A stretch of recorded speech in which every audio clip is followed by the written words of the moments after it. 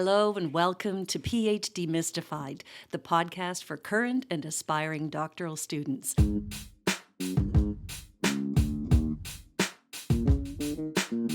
We're here to help make your doctoral journey more enjoyable. Our goal has always been to cast some light on the dark corners of the academy, discuss the unwritten rules, the hidden literacies, break through some of the confusion, and offer some guidance based on our own experiences. I'm Dr. Julianne Burgess, Adjunct Professor of Education at Brock University. And I am William Ankoma, Assistant Professor of Education at St. Francis Xavier University.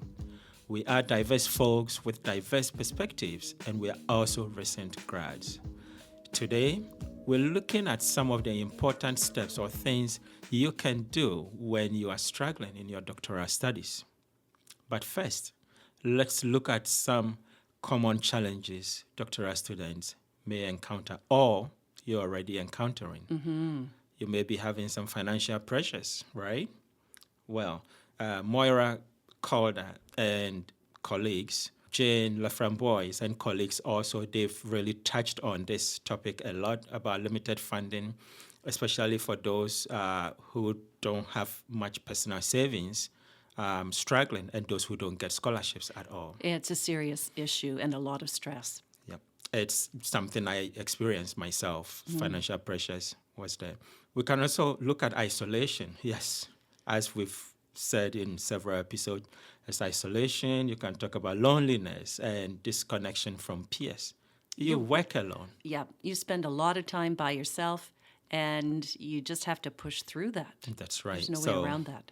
Yeah, you need to be determined. Mm-hmm. There is also stress, stress from finances, stress from being alone, stress from too much work. Have to meet deadlines. Yeah. It's not easy. We know that. We've been through it, and, we can only encourage you and motivate you to keep going if you really want it. And, of course, there is also an issue of limited support system. And here, if you can read Yan Gao's articles, laissez-faire mentors. Sometimes you have mentors who, they're there. They're not really giving their best to you. Mm-hmm. Some are missing in action, right? Sometimes you can also make and keep friends in the program. Yeah, and I think for a program like ours, which was a hybrid model, you have very limited contact, face-to-face contact with your peers, so you have limited opportunities to really build friendships and networks. And it's a huge challenge for many. So, with those said, Dr. J, what other challenges can you add? Well, we always come up against this publish or perish mantra of the academy. That adds stress for those, especially if you're facing rejections. And let's face it, rejection is something we experience a lot of, especially if you're interested in obtaining a very scarce academic position. Right. People run into health issues, whether it's mental health, it could be emotional, it could be physical. It may not be your health that's at stake, family or friends. And the combination of financial pressures, work, study matters, it can affect your health in numerous ways. One of the things that you may discover is that your university does not have a really strong, accessible support system for you to meet the various needs of doctoral students. That is true. If you may need some coaching, some mentoring to get through the dissertation process. You would benefit if you had access to a writing group or a theory discussion group. We've talked about the fact that as mature students, we didn't have access to an office of mature students, resources for mature students, and we have felt that we would have benefited from that.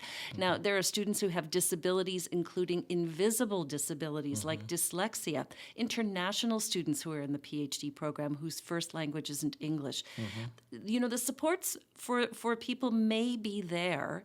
They may, in fact, already be at your university, but do you know about them? Sometimes they are hidden. Yeah, right. And you've got to do a lot of digging to find them. And really, when you're suffering, that's not fair. You don't even think about it. Yeah. It doesn't cross your mind.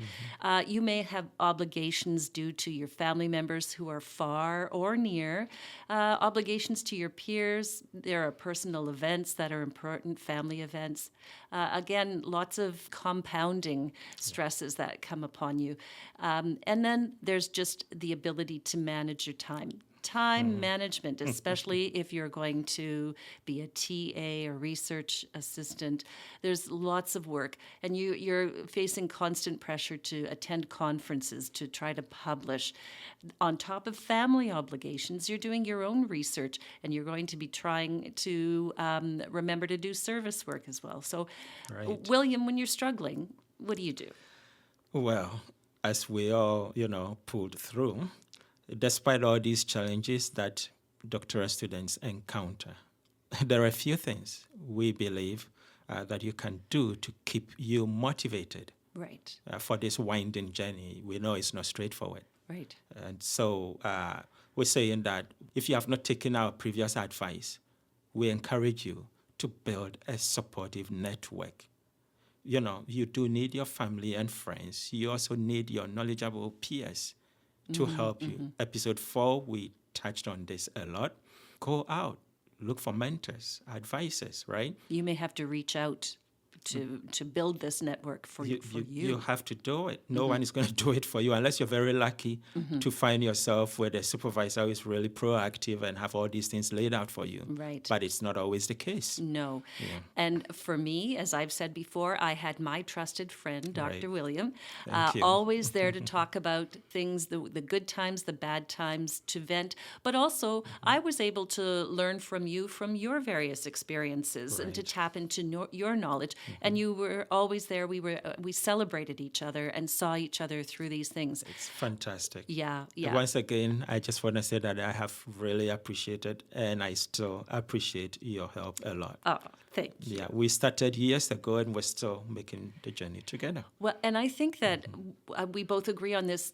You can't survive a PhD program without two things. Oh, yeah. A good supervisor and a good support network. Yes. Now, that could be, as we said, the writing group, the special interest group, SIG, the SIG, one good buddy, virtual or face-to-face. If you don't have those two things, the good supervisor and the support network, go out and get them. Cultivate those Please things. do.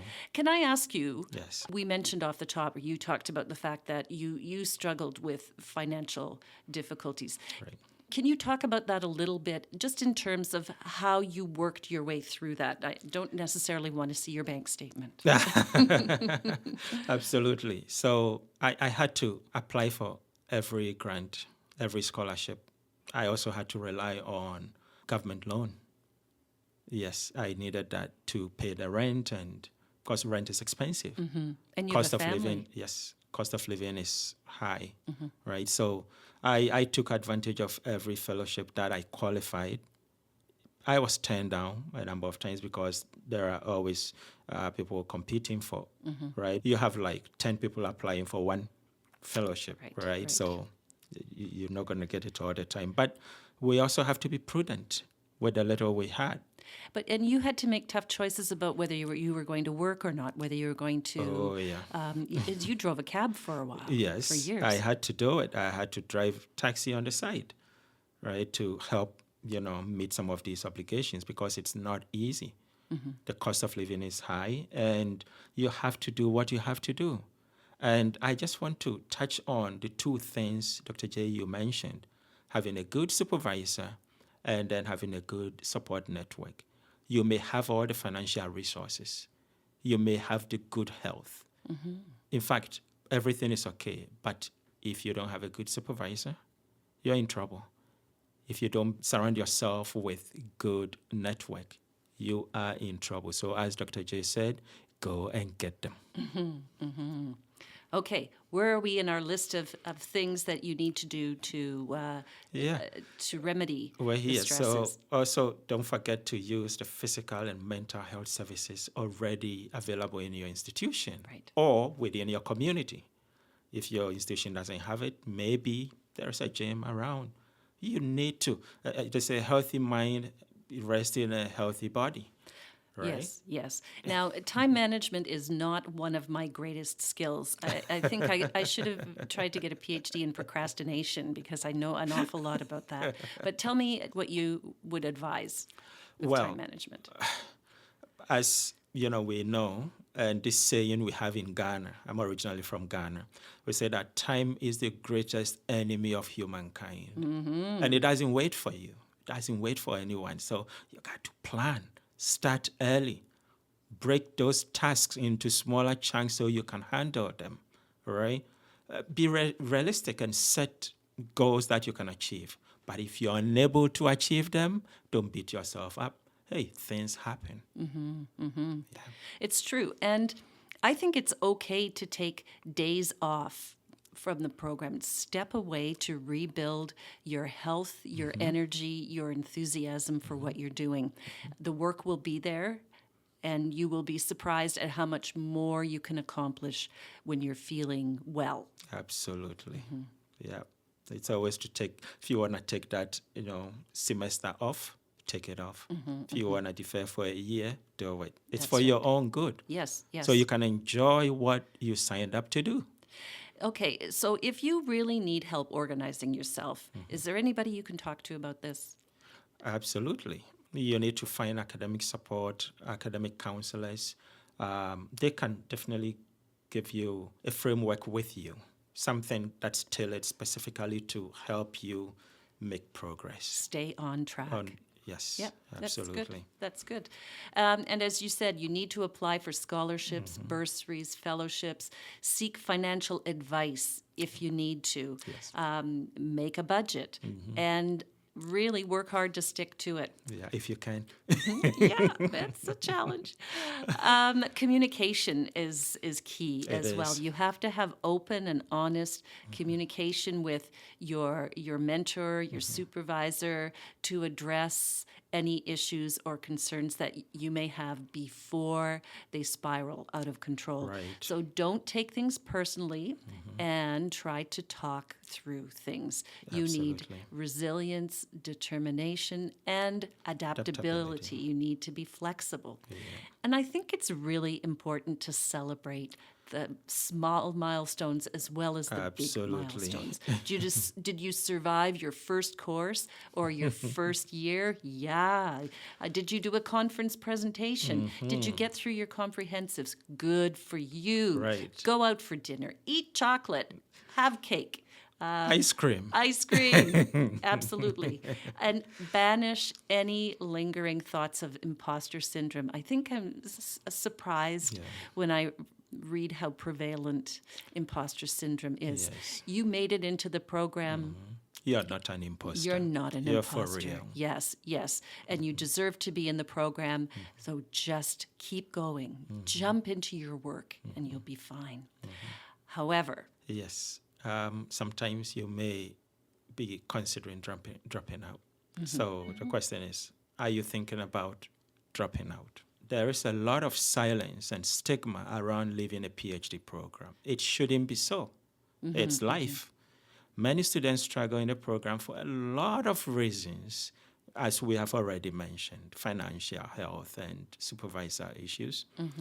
So you may be wondering, why leave doctoral studies? When is it no longer a good fit for you? And what do you say to people about why you left? yeah, because you're wondering, am I going to look like a failure to everybody? You're I not feel like a failure. Yeah, you're not a failure at all. So some estimates suggest 50% of graduate students leave their studies before finishing. Can you believe that? It's a big number. Yeah. And a recent Canadian study suggests the number of students who successfully completed their PhDs within 9 years was 78% in the health sciences, while for humanities, it's 56%. And this is from the University Affairs magazine. So when you think about that, that's 78% in the sciences in 9 years. So people are taking time to complete. Humanities and social sciences, 56%. That's a low That's quite discouraging. number. But Well, except I think the interesting piece in this that needs to be foregrounded is that many students take time away. It's called stopping out. So Yes. that's taking a break, taking a leave of absence, doing what you need to do, as opposed to fully dropping out. And I think there is quite a large number of doctoral students who take 10 years to complete their degree. Yes. And so for most of them, that's obviously going to involve stopping out. And if Right. that's what you need to consider doing, you should. Right. I mean, we started the program with 20 colleagues, right? We started in 2017. Yeah. And we're doing this in 2024. And not half of us have graduated, right? And we hope that the rest of our colleagues will do it because life is happening, but they're determined. We know when we believe they are determined and they will weather every storm on their way. Yeah. And it's interesting how the completion rate and university retention rates are studied a lot, so you can find literature on this. But do you really hear people talking about this within your program?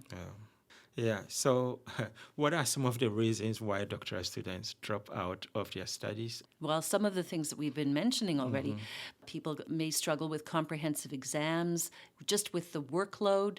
Maybe it's supervisor expectations or something else called the hidden curriculum. So Right. these are the unstated, unexplained values and norms within the academy. Academic culture within universities is a mystery. And this is what we are trying to address here. There are expected behaviors and skills. The skill of academic writing, that's going to be different in different countries. And you may be a very skilled writer in your first language, and here your supervisor may not understand what you're trying to do. The Right. structure is not at all the same. Right. So there's an assumed knowledge of the academy. For Canadian-born students, we absorb the culture of the academic world throughout all of our years of schooling. But if you weren't born in this country, if you were an international student, Like myself. yeah. So you and I have talked about this, about still not understanding various systems. So many things. So you don't have this pre-existing knowledge. You weren't explicitly taught the hidden curriculum. So what do? It's a challenge. I'm It sure you is. find you're always playing catch up. And if you may feel that you've fallen behind and you can't catch up. Reasons for leaving are often a combination of things like the financial stress, career stress, physical, mental health issues, and as well as this hidden curriculum.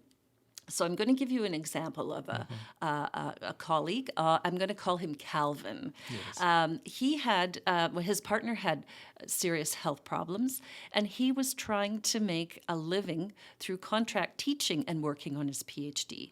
But as a doctoral student, he was not able to make enough money to survive, not having the time to work on his own dissertation and deal with his partner's health issues. And it took a lot of time for him to make the decision that he couldn't do this any longer. He needed to drop out. And we have another friend, we're going to call her Lily. She was struggling, or juggling rather, her doctoral studies with her full-time career in a demanding profession, and she was not in a position to afford to leave. Right. Her employer was not flexible, not open to giving her accommodations so that she could make progress in her program. COVID threw a wrench into her workload and increased it dramatically. She found she had no time to devote to her studies. So right now she's on leave, and she said there were a lot of tears involved with deciding that she needed to stop out while she's deciding whether Right. she's going to drop out. So this notion of taking a temporary leave to give you time to decide how you feel is something to consider. So you need to check with your supervisor or with graduate studies to find out what the policies are at your institution in terms of taking a leave. You likely will not have to pay tuition fees while Yes. you're on your leave. Yes. The leave may be limited to a specific term. The other issue with not having to pay tuition, it means you won't have access to the university services like career counseling. So you may have the option of paying only the non-academic fees in order to be able to access libraries and wellness services and career counselors. So that's something for you to check out if you are at this point in your doctoral journey. Now, for students who have decided they are not going to continue with the program, it's not a lack of motivation. It could be a change in your interests or commitments, new career opportunities, marriage, relocation. There are lots of factors that could lead into you deciding to leave the program. And it's wise to move on when it's no longer a good fit for you, and you should not feel like a failure. So, what to do if you're feeling that intense sense of embarrassment and shame and a feeling of failure. Our friend Calvin has moved on to a full-time job as an administrator in the education sector. He says he's surprised by how much he's enjoying his new job and the stability of a full-time paycheck, a return to calm and less stress in his life. It was a really good decision for him. And our friend Lily, what's up with her. Yeah, Lily is sorry to have left the program, but has no regrets. She's content with her decision to take leave to focus on her health, family, and career. And she's still in touch with her colleagues. She's in touch with us from the program as she decides her next steps. Yeah. So if you feel that the PhD program is not for you, our friends, it's okay to say, I'm not going to continue. I'm going to focus on other things. Do not beat yourself up if you decide to leave your doctoral studies. In fact, Dr. Arabi Smith of Mount Allison University offers this advice. Change the narrative. I love that. Change the narrative. Frame your decision to leave as a strategy towards meeting the demands of life and fulfilling other career goals. We quote Dr. Arabi here. If you're leaving the doctoral studies, hold your head up and redefine success. Think about how you will be making use of the skills you have gained as a PhD student in a job that suits you best. And you are not losing out on that. You have gained skills, insights, knowledge of how to do research, how to write well. Yeah. So, you just have to make use of your university's career counselors to help you with your next career move. If you decide to drop out, don't just be angry and quit. All right? It's a process. And that's their job. They will help you. You have already paid for their services, remember? Yeah. It's not free. So contact them before you leave in case your university won't give you access to your email and other things, right? Yes. And if you are interested in reading more about this issue, check out Dr. Smith's column in the University Affairs magazine. Right. And that's it for us for today. You've been listening to PhDemystified. Thanks for joining us. I am Dr. William Ankoma. And I am Dr. Julianne Burgess. We'd love to hear from you. Please email us at PhDemystified@gmail.com. And we will chat with you again in 2 weeks. Thank you. And bye for now. Take care.